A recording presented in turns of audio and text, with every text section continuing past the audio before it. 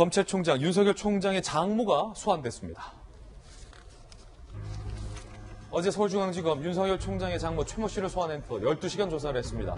2013년 파주 요양병원 설립, 요양급여 22억 원 부정수급 의혹과 관련된 소환이었는데요. 윤 총장 부인 과세자로 확보에 이어서 이번엔 윤 총장 장모도 최모 씨를 소환을 한 겁니다.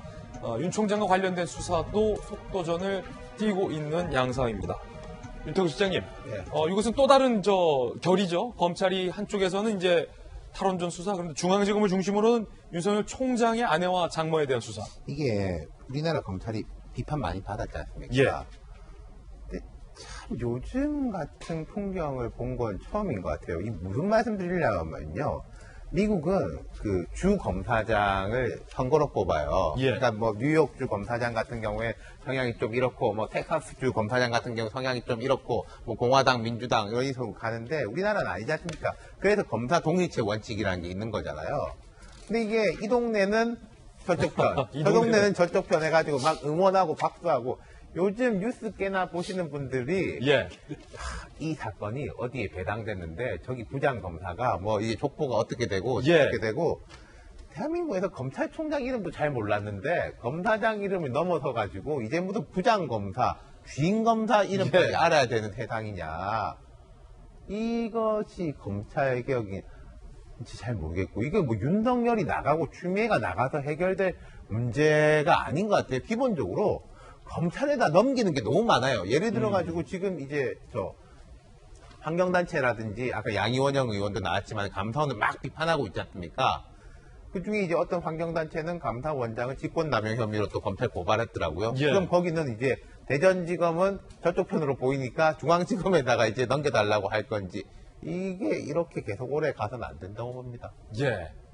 김광삼 변호사님. 지금 그 윤석열 총장의 장모 또 이제 부인에 대한 수사가 굉장히 신속하게 이루어지고 있어요. 압수수색이랄지 아니면 소환조사, 또 거기에도 또 견주어 보면 또 월성이 1호기와 관련 수사도 굉장히 신속하게 이루어져 있죠. 뭐 피의자로 입건하고 압수수색 계속 하고 있어요. 그런데 사실 뭐 양쪽 기관 다 이건 뭐 정치 의도는 없다고 다 얘기를 하고 있지만, 객관적으로 볼 때는 뭐가 있다는 생각은 뭐 들 수밖에 없지 않나 싶습니다. 그런데 아까 우리 윤태훈 실장이 얘기를 했지만 사실요, 검찰의 어떤 정치적 중립성이랄지 이런 것들은 뭐 공수처보다도 사실은 검찰총장을 이게 사실 선거에서 뽑으면 이거 완전히 해결되는 거거든요. 근데 어느 정치인도 그걸 원하지 않아요. 왜냐하면 자기들 뜻대로 수사를 할 수 있게 만들고 싶은 거니까.